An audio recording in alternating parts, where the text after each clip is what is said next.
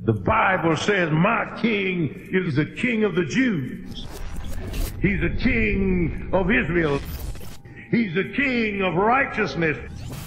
He's the king of the ages. He's the king of heaven. He's the king of glory. He's the king of kings. And he's the Lord of lords.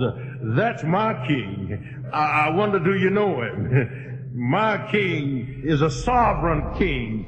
No means of measure can define his limitless love. He's enduringly strong. He's entirely sincere. He's eternally steadfast. He's immortally graceful. He's imperially powerful. He's impartially merciful.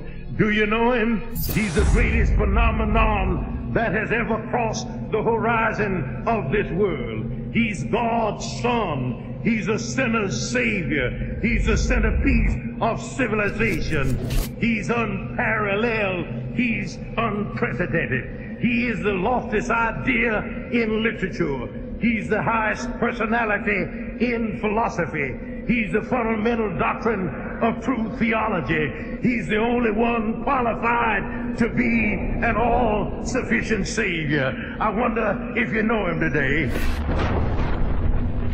He supplies strength for the weak.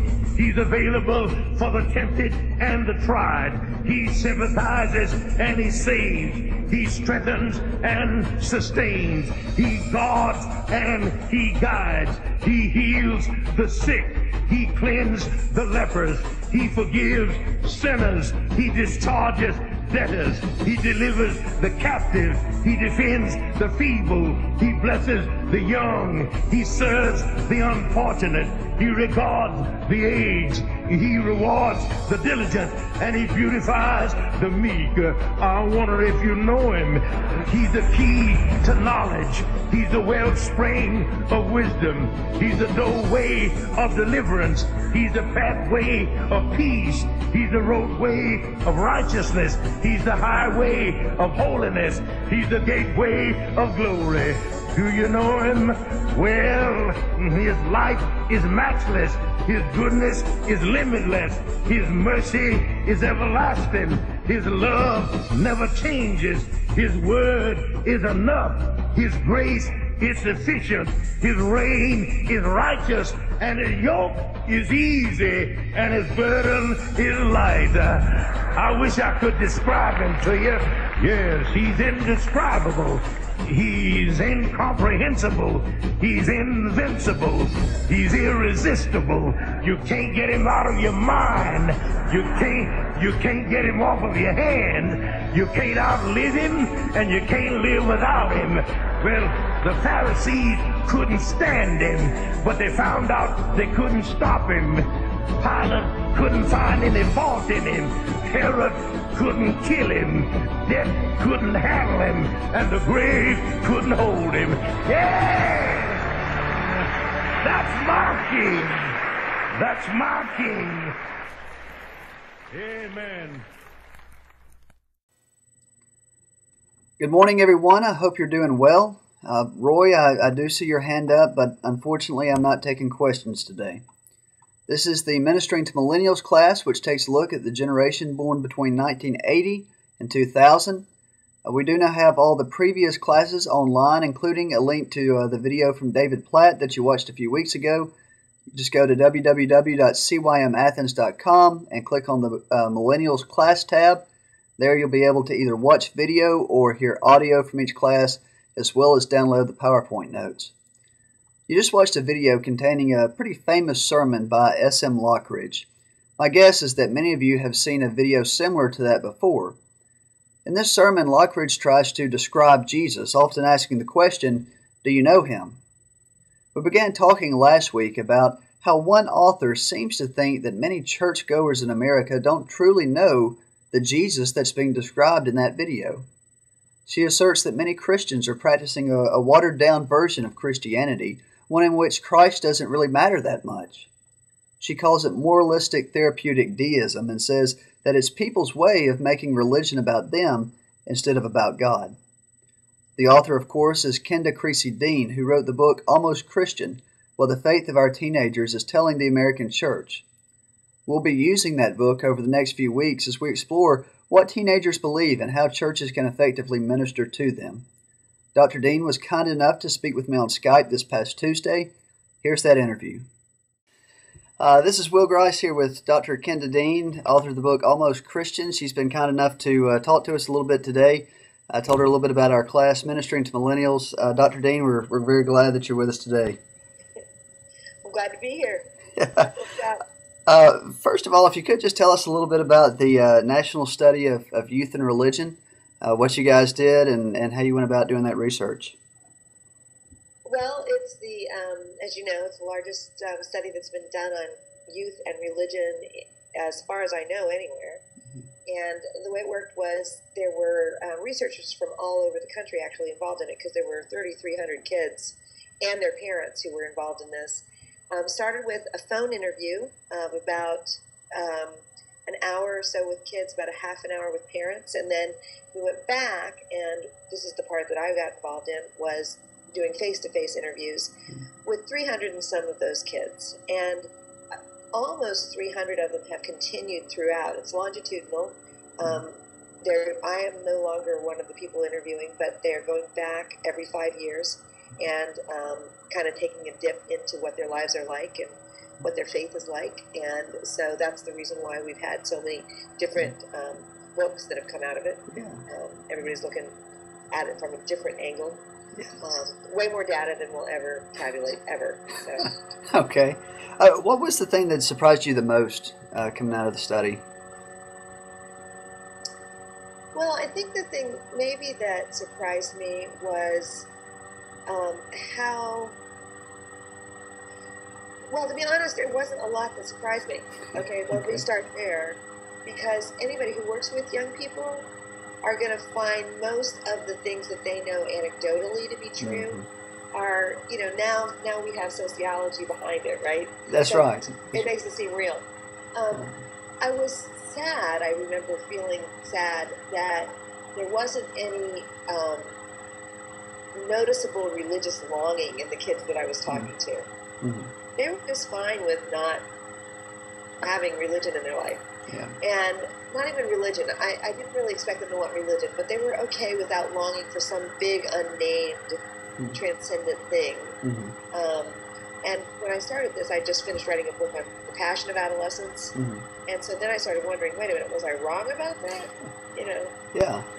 I don't think I was, but it doesn't, it's been very much anesthetized by a lot of other very surface kinds of claims on young people's minds. So well, you talk about a lot of youth workers knowing anecdotally a lot of the things that you found.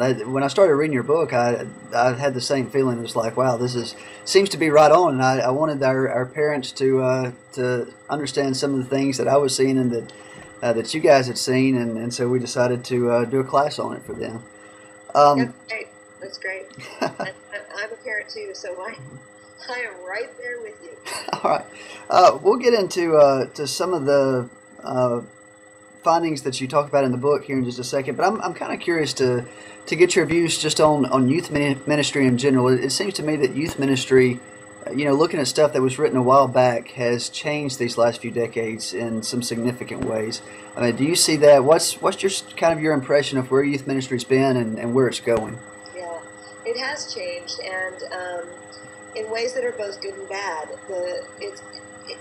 Here's what's interesting. It's a lot more professional than it's ever been before. And by that I mean there are more places to be trained, there are more people doing it, they're doing it at a higher level, the educational level, the stuff that they're reading, it's more theologically aware, all the things that 10 years ago we hoped for would happen have begun to really take place. But the disturbing thing is the faith of young people is in worse shape than before we got so professionalized. And, I'm not 100% sure what to make of that, because it is still true that the likelihood for highly devoted faith is higher in churches that have a full-time youth pastor. But my sense is that maybe because of there's just somebody there who's holding kids accountable to that. And maybe because of that, maybe parents are more aware of it in those churches. I don't know. Where that falls apart is that all the research that was done on Mormon families, Mormon churches don't have youth ministers, almost, like, I don't know of any. And those kids have the highest faith. The reason is because their parents are very, very religiously articulate and careful about handing on the faith. Yeah, and that's something you mentioned in the first few chapters of the book, is that youth ministers are better trained, better equipped, better paid, longer lasting than ever before. But you mentioned something interesting, I think, about, almost we've got this faulty premise that most youth ministry is done by the youth ministers. Right. And of course, that's an easy thing to say, if you've got somebody on your staff whose job it is, to, work with young people. Our society is trained to believe that, okay, well, it's their job. But one of the things that the whole postmodern era is reminding us is that there are no divisions between, jobs when it comes to raising young people, right? It takes a village to raise a child, and it takes a village to raise, a person of faith too. And so I think one of the chief challenges ahead is simply to remind parents that, we are the most important youth ministers our kids are ever going to have.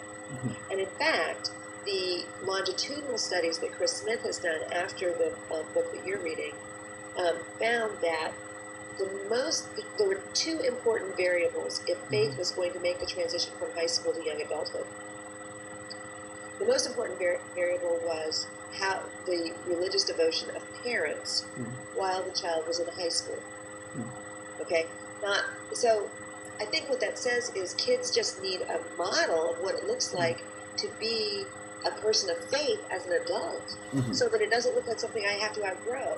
Like being on the baseball team was great while I was in high school, but it's not something I'm going to do for the rest of my life. They need parents to model that. The other thing, though, because of course not all kids have religious parents, is in kids that did not have religious parents, people in congregations kind of could fill in and sort of become spiritual parents in a way. And if none of those things were really present, or especially if congregations were there as well, a strong religious experience of God during the high school years turned out to be a really important thing. So. Yeah, and you in your book here you say we provide coaching and opportunities for youth to develop and improve their pitches and their ACT scores, but we blithely assume that religious identity will happen by osmosis, emerging when youth are ready. I mean, did you guys, I guess, talk to the teens that you studied about how much their parents push them in terms of faith as opposed to some of these other things? Because I know, we've got kids who are involved in all sorts of sports, and they're going to batting practice and working out, getting trainers and all this kind of stuff. It seems like you found maybe that that same dedication is not necessarily there when it comes to faith. Well, we didn't ask them to compare, right? So we didn't say, does your mom push you more, to go to practice or to go to church? We didn't say that. But what came out was, in families where it was very clear that they expected their kids to be spiritual athletes, to continue the metaphor, and those families were most likely to be Mormons or conservative Protestants, that was reflected in the young people. And I think the truth is, the reason for that is kids want to be like their parents, even in ways they don't acknowledge. So what they see at home, they tend to live out. And that's not rocket science. That's certainly not limited to faith, but it's true of faith too. So, that was both convicting as a parent and in some ways kind of oddly comforting too, because, we have two kids and one of our kids is, has bought into it and one of our kids has written it off. And, it helps me remember that, it mattered for our son, who is the one who has decided, he's pretty reflective about it, but he's decided, no, this is not for him. It helps me to know that, first of all, God's got him. And secondly, the fact that I am a person of faith is not inconsequential to his faith, even when he doesn't profess it himself. So. And that was one of the things that surprised me, I guess, is I mean, you think about young people wanting to be rebellious and go off on their own and make their own path, but teenagers really do model their parents a lot. Yeah, it's astonishingly conventional. The 13 to 17-year-olds especially, and as they get a little bit older and move away from home and become part of college or whatever, the space begins to stretch a little bit, but by and large, kids, turn into their parents. And, the truth is, it's probably always been like that, but there was a time when at least kids tried to have a period of separation. And that's no longer the case. And you see it everywhere. The whole phenomenon of helicopter parents in college is a sign of that. The fact that a huge percentage, it might even be the majority of young, I think it's college women, will say that their mom is their best friend. Or that they talk to their parents every single day. And well, it's because of technology and so on that's possible. But it's different. It didn't used to be like that. Yeah. So. Well, and that's one of the things that we talked about earlier in this class, just looking at the characteristics of some of these older millennials who are in college and the workforce, people born in the 1980s like myself, actually, is that the connection with the parents, talk about the helicopter parents, it's really strong, and suggesting that perhaps if, parents want to know what they can do, that they can still have that influence. The teens are still, even after they move on, looking to them for advice and guidance. Absolutely right. And honestly, the most, I was discouraged at many points during this project. And if you get around to reading the very last chapter, you'll see some of that because I kind of fess up to it there. But the one thing that I came away so convicted of, and most people who work with young people have a sense of this anyway, but boy, it was non-negotiable. And that is that the most important thing that we can do for our kids is to live a life of faith ourselves. And we have to stop marketing Jesus and start living, as though he's in the family. And because he is. And but I think it's easy to believe that our job as parents, is to teach kids, in a traditional sense, things that we're afraid we don't know. So we take them to church to get done, right? Yeah. And because the people at church are the experts. The fact of the matter is, what sticks is what you live, and what you live is what you love, and this is what shapes us. And so somehow youth ministry needs to turn things around so that, where we work with parents and adults who are surrogate parents for kids who do not have faith families. Boy, churches really have to make that on the front burner of their youth ministry programs, I think.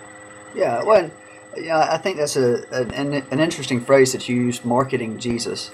With the young people I see, that just doesn't seem to be working. I mean, they see right through it, and I think for a long time that's what youth ministry was doing is you have these big events, you have somebody cool come and speak, and you draw them in and hope that somehow some of the Bible stuff will eventually rub off. But that's just really, we're never going to compete with the entertainment industry. That's not something that they're that interested in. And we're not called to. I mean, why would kids need another version of that? Exactly. Exactly. We're called to be the folks who know them for who they are as people created by God, and that is a unique lens and an affirming lens on who they are, and they will not get that anywhere if they do not get it from church. And along with that, I found here that sometimes I think, well, maybe this is a little too deep, a little too sophisticated for them to comprehend, but a lot of times they grasp right onto it. They understand it completely, far more than I underestimate them sometimes, I guess is what I'm saying. Well, and I think churches do too, right? Because we don't ask very much of kids. We're just so happy to see them when they show up that, well, we don't want to impose on you, but, it'd be great if you could come back another time sometime maybe.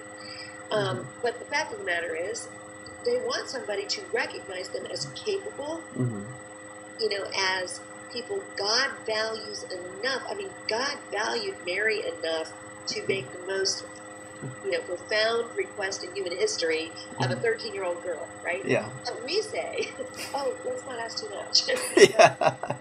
I think we've got a little backwards there. Yeah. Talk to us a little bit about the whole idea of moralistic therapeutic deism. Explain to us what that is and how pervasive you think it is in the church. Well, I'll give you a little exercise that you guys can do, which I do with my students. Moralistic therapeutic deism, which I have learned to say really fast now, is basically what it means is, and I'm sure you have the 5 characteristics of it, but it means God expects us to be nice, right? Be moralistic, to feel good about ourselves. That's the central goal, and so it's therapeutic. But otherwise, God stays pretty much in the background, out of the way, which is what makes it deist. And so this is the default religious position of the majority of young people in the National Study of Youth Religion. And the claim is made that because kids mirror their parents' faith so closely, then you just take one more leap of reasoning to go, well, it must be that they're getting that from someplace. It's probably their parents and their churches. So what I ask my students is, look, if you want to line up the 5 statements of moralistic therapeutic deism, do they have the book? The folks listening going to have the book? Some of them do, yeah. Yeah. Well, I don't have it in front of me to go through them right now, but find that list. Yeah, we actually talked about that last Sunday. We went through the list. That, but it's good to have it in front of you. And then look at the Apostles' Creed. And then ask, okay, what's the difference between those two? And, most people, there are lots of differences, but most people realize that even though moralistic therapeutic deism looks kind of Christian-ish on the outside, once you start really looking at it in light of the historic teachings of the Christian faith, it is a completely different animal. And mostly the reason for that is the Apostles' Creed is focused on God and who God is and how God interacts with us and how God has been in the world and so on. Moralistic therapeutic deism is all about us. And so we've managed to basically get God out of the equation and make our faith about us. So that's the problem with moralistic therapeutic deism in a nutshell. Yeah, and I think that's exactly the contrast that surprisingly a lot of people seem to be thinking about now. I mean, you've got people like Francis Chan and David Platt writing books that are very challenging, but people are buying them. I know our young people love those authors. That's really interesting. And there again, with radical or radical together, that was one of those things I thought, I wonder if they can digest this, and some of them really did. I mean, how pervasive do you think this is in the American church, the moralistic therapeutic deism, and do you think that maybe we're starting to realize some of these limitations of the way we've been thinking and starting to change it? Well, I'm sad to say that I think it's very pervasive. I agree with Chris Smith, who believes it. Now, this is a statement that is really hard to hear, but his statement in print is that moralistic therapeutic deism is now the dominant form of religion in the United States, having supplanted Christianity in American churches. I've got that quote memorized. And what he's saying is that it colonizes American churches because it looks really close to who we kind of want to be, except that there's no room for God in it.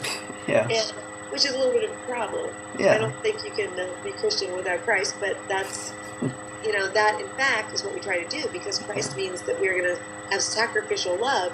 Well, we live in a culture where it's all about self-fulfillment. So sacrificial love runs counter to that. So of course we've reinterpreted things in our favor. That's what people do, and that's what makes us us and not God. But I think every generation has its version of this. Is this new?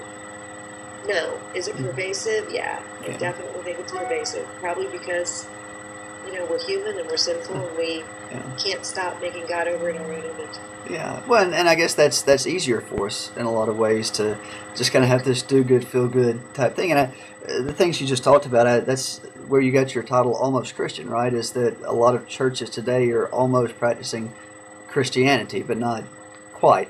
Yeah, and well, actually, where the title comes from is from a sermon that John Wesley gave in the 1700s, accusing churches of the same thing. So and George Whitefield had a sermon that was like the same title, same scripture, accusing churches of the same. This is not a new problem. In other words, this is just our version of acculturated Christianity, which is always something that churches have to be honest about. It's human, it's natural, but it's what grace helps us overcome. Absolutely. You talked about some of the characteristics of young people there in your book, and you said that they kind of lack a language to talk about their faith. Did you guys find that they just didn't know how to talk about it, or that they didn't really understand it? Yes. There's debate about that, whether kids just weren't able to articulate what they thought in the interview, or whether they really didn't have anything to say. And of course, it's possible that they didn't have it, that they couldn't just say it in the interview. Although they didn't have any trouble talking about anything else. These interviews went 3 hours long. I'd be at TGI Fridays across the table from a kid. It would take all afternoon. So they could talk about everything. But when the conversation got to religion, they shut down. Here's what wasn't clear to me. I don't think they did have a lot of tools to bring to the conversation. So that's number one. Especially when it came to Jesus. They absolutely could not talk about Jesus. And but the reason they couldn't talk about it is still what's being debated. Is it because they didn't, they didn't understand it? They just hadn't heard it enough to have a language, or because they didn't feel safe? Because this is a public conversation we were having, and the research tells us that when kids want to appear smart to somebody, they don't talk about religion. So, we don't know what the reason was. But the fact is they didn't talk about it. They didn't seem to know very much about it. When they gave us explanations, they were frequently explanations that that their own church traditions would have, said, we don't believe that stuff. And of course, religion is more than what you believe, right? It's what you desire. It's what you, and that's probably more fundamental. And the study was not good at getting at those. So kids could long for God without being able to speak about it, maybe. But that wasn't a dimension that was looked at. I know your time's very valuable, and I appreciate you doing this. If you got just a time for a couple more questions. Sure. Okay. I gave you a rough start there. Sorry about that. That's no problem. You talk about what faith is, and it's more than just what you believe. The thing that I see is a lot of the teenagers realize it's also about what you do. And you talk about them being able to see that in the lives of somebody else, modeled. How important was service, being able to help others, to the teenagers that you talked to? That's a really great question. And here's how it broke down, which people, and I don't actually know what kind of church you guys are, but people in my denomination, I'm a Methodist, we're mainliners, we pride ourselves on being social justice, active, service people. Okay, but here's what the research told us. The people doing all the talking about service are the mainline denominations, but those kids aren't doing any service. The people doing the service are the Mormons, the conservative Protestants, and the black Protestants. And so service is important. It's very important in helping to, kind of form a way of actualizing the stuff that's in your head. You kind of can make sense of it if you do it in ways that you can't if you just think about it. But the fact is, it's not being done nearly in the amounts that people think is being done, and it's certainly not being done even by the same people that people think are doing it. So that was interesting to me. You talked about how churches are really good at ministering to about 8% of teenagers. Right. How does that work, and what's happening with the rest of them? Well, that's a great question. The 8% are the highly devoted teenagers that were in this is the way the National Study of Youth and Religion described them. And by highly devoted, they basically mean kids who go to church regularly, who go to youth group or choir, who might pray on their own, who might read scripture on their own. In other words, these are kids that we want. These are the kids we aim for. And these tend to be the kids that we see, because obviously these are the kids coming to church, right? And what that says is, okay, we are doing something that is addressing well kids that want to grow in their faith and want to seek a religious community. We're good at responding to that. But what we're not good at is the other 92% who don't give a flip whether they're there or not, and don't know anybody who really cares whether they're there or not, and are living pretty good lives, so they don't see, like, they're not in crisis. They might not need this. It's fine for the people who want it. The 8% of my friends who want it, I'm all for that. And I don't need it. I'm doing fine. So we do not know how to address that population. And I think part of it is because churches are just now waking up to the fact that we are not the dominant voice in our culture. And we've gotten very used to being church and being the loudest voice people hear. You know, not too long ago, there weren't all that many choices for your identity, right? You could be a Christian, maybe you might be a Jew if you were in the right location, but there weren't all that many other choices. Well, now there are lots of choices for who you can be, and we don't know how to be, you know, compelling as bearers of Christ, as witnesses to Christ, without, you know, being the loudest voice. And we're still figuring that out. Let me ask you a question to follow up with that. You're talking about the church not really following the teachings of Christ that much. Do you think that perhaps if this other 92% saw true disciples, true followers of Christ, that they might take notice? I do, and I want to be clear about that. It's not that I don't think churches are. It's not that I think churches are 100% apostate. I don't think that. But here's what I think. I think we follow Jesus to a point. We basically follow Jesus to the point where it starts to feel sacrificial. And then we're like, no, you know what? I'm really not going to sacrifice. I'm going to go along with it. But as soon as it starts to ask me to, you know, give something up that I don't want to give up, we back off from that. And we are not in desperate straits, most Americans. Many are, but most Americans are not. And so the urgency is not really there. So we follow Jesus to a point. What we don't do is really do anything. We talked about David Platt's word, radical, right? And I got so much trouble for using that word with a CNN reporter once. Oh my gosh. Because he thought I meant, and he put this in print, which I don't know where he got it, but everybody had to go to Bolivia, you know, to be a missionary. Well, I think it's a lot more radical to say, you know what, our family's going to go to church on Sunday rather than play travel soccer. You know, there's a cost to that.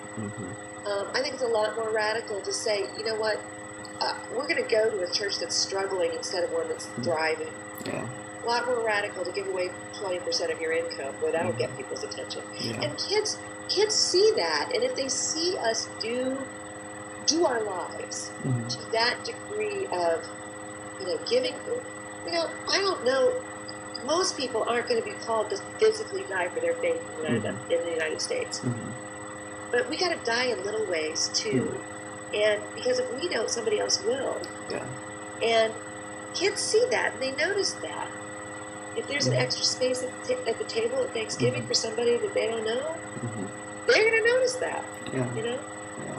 So. Well, and I think you talk about going to Bolivia or wherever. I think you kind of hit the nail on the head. We're pretty well off in America. We don't feel like we need God for anything. I mean, I've been to places in Kenya. We took some food to this church, and they started singing Asante Sana Yesu, which is thank you very much, Jesus. You know, and they were depending on God just for food, and we don't have to do that.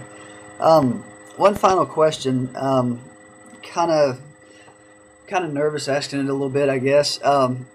Based on your research and what you've done with looking at youth ministries and how they work, if you were going to sit down and write a job description the perfect or close to perfect job description based on your research for a youth minister, what would it be?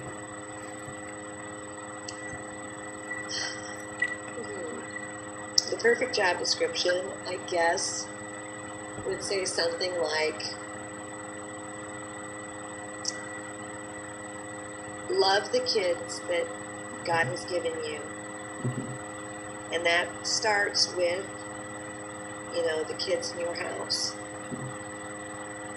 The job description needs to start with you in your house. Mm-hmm. We all have job descriptions. This is our job description. Mm-hmm. And we love them, and we share our love for Christ with them, not because they need to know it, but because God has loved us so much that we are so grateful that we want them to have the same kind of joy in their lives, And there's no other reason to share that information for them except that we just want them to have the same kind of love and joy that God has, revealed for us. Mm-hmm. And, we will do that, when we're talking to them about our favorite football team or a hobby we have, but we forget that that's the way faith gets shared too. Yeah. So the most important job description is love your kids and love Jesus in front of them. Yeah. And I understand that's not what you were asking. The truth of the matter is, I think the most important job that any youth minister has, whether they're on the paid staff or whether they happen to be, somebody in the pews who just has this ministry of noticing going on, is to walk alongside young people as though what we preach is true. Act like we believe it, act like we trust it. And maybe if we, get in a zone where we act like we trust God enough, we will start learning how to trust God. I'm going to put that on Twitter as soon as we get done. I think that quote, a little preview. But yeah, I feel very blessed here. This is the Central Church of Christ in Athens, Alabama. I guess I didn't make that clear, but we have some great parents who are very involved, and even some who aren't parents in our youth. I feel very blessed to have people doing that, walking alongside these teenagers and modeling that faith. And it sounds like that's really the most important thing to happen, is for them to be able to have somebody to walk beside them and kind of match their steps. Absolutely. And just to be there as Christ's representative for them, and to say who we work for, which is different from saying they need to work for them. Yeah. But we're inviting them alongside us on the journey that has brought us, such hope. Yeah. Such hope. Dr. Dean, we do very much appreciate it. Thank you for your work. Thank you for... I think it's so cool that you are this prepared. You would get this ready for a future class session. That speaks volumes. Well, I appreciate that. I'm going to be in Kentucky at a youth rally this weekend, so this is perfect. One of the reasons I was trying to stretch it out to 45 minutes so that I wouldn't have to put much else with it. So. Well, they're going to have lots of things to talk about. But listen, I'm sorry for the rough beginning and getting out of class late and all that, but good luck and happy Thanksgiving and blessings on all of the ministry that God's given you. All right. Thanks very much. I appreciate it. Thanks, Will. My favorite moment during the interview was when Dr. Dean said that the most important job of a youth minister, whether it's someone who's on staff or someone who volunteers, is to walk alongside young people, acting as if what we preach is true. As she pointed out, a lot of youth workers know this already. It's something that you get a sense of just by observing. Teens are not looking for someone to entertain them. They're looking for someone to walk with them. They're seeking people who are on the same journey. They want mentors who truly believe what they say and are living their lives accordingly. That's the only way that faith will be passed from one generation to the next, is for adults, especially parents, to walk through life with these young people, offering advice and counsel. Dr. Dean points out what should be obvious, that millennials need to see what the life of a true disciple looks like and not just hear about it. Ministering to millennials, it would seem, boils down to engaging them in relationships so that we can model a life dedicated to following Christ. It's exactly what Paul wrote in 1 Corinthians chapter 11, verse 1. He said, "Follow my example as I follow the example of Christ." I do greatly appreciate our adults at Central. Some of you watching this video right now have invested time, energy, and money into the youth ministry. The relationships that you have formed with these teens are very special and will have eternal implications. And so I want to thank you on behalf of them for all that you do. They truly do look up to you and want to follow your examples. As I said last Sunday, I believe my job is to enable these types of relationships to happen. I do walk alongside our teenagers as well and try to show them what the life of a disciple looks like, but I'm only one person. I can't always walk alongside every single one of them. If a person expects a youth minister to be an effective mentor to every single student in his ministry, that person is probably going to be disappointed. Youth ministers can serve as great teachers and mentors, but we are just talking about one person. It would be like expecting the head coach of a football team to have a really successful program without having any assistants. Imagine a head coach who was responsible for running every practice, working with every player, drawing up every play. That coach is going to work himself to death and not have a lot to show for it. And so schools allow the head coach to recruit other coaches to help. He gets a quarterback coach to work with the quarterbacks. He gets a defensive back coach to work with the defensive backs. He brings in people who can work in specific areas with specific players, knowing that he can't be an effective coach to every single player himself. In my mind, that's the picture of what a youth minister's role is. And I believe it's backed up by the research we've been looking at in this class. Youth ministers are like the head coach of the youth ministry. They coordinate events, they hold everything together, but they won't be successful in coaching each student without a great group of dedicated assistants. More than anything, a youth minister's job is to put the right people in the right places so that everyone can learn and grow. The research shows that it's mainly through those mentoring relationships that lasting faith is instilled in young people. Sometimes it's difficult to see that our efforts are making a difference. So I want to leave you with this short movie that illustrates the power one person can have when they walk alongside someone else. Perhaps it will encourage you to take a millennial under your wing and try to model the life of Christ.